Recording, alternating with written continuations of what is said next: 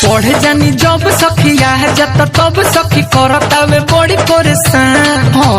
कहेला कि पैदल काहे जात बाड़ू आओ घर छोड़ दिए जान। बाप रे पढ़े जानी जब सखिया जत तब सखी करतावे बड़ी परेशान। कहेला कि पैदल काहे जात बाड़ू आओ घर छोड़ दिए जान। देखी देखी शीशा में बाल खूब झारता। 3 दिन से टेम्पो वाला लाइन हम पे मारता। 3 दिन से टेम्पो वाला लाइन सखी मारता।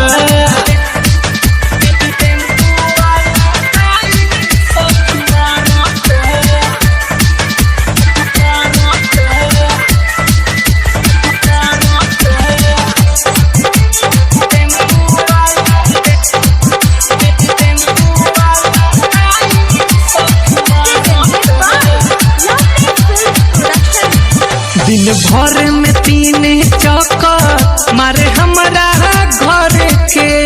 हम निकलो तानी बहरी ओकरा से डर के।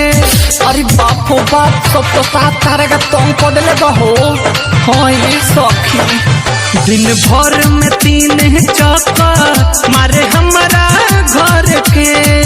हम निकलो तानी बहरी ओकरा से डर के। हम के देखा के गुटका मुंह में अपना झारता। 3 दिन से टेम्पो वाला लाइन हम पे मारता। 3 दिन से टेम्पो वाला लाइन सखी मारता।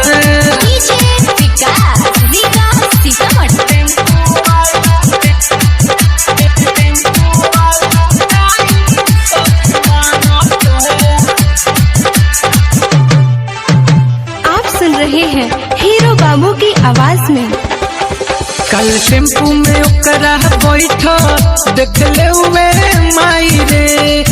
डर लागता सखी हमरो अब छुट्टी पढ़ाई रे।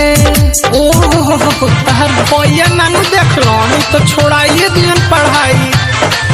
कल टेम्पू में ओकरा बैठो देखली हलस माई रे। डर लागता सखी हमरो अब छुट्टी पढ़ाई रे। भोप बजा के दिन सवार कान हमर फारता। 3 दिन से टेम्पो वाला लाइन हम पे मारता। 3 दिन से टेम्पो वाला लाइन सखी मारता। आ जाए दे पोट जो खूब घूमिए।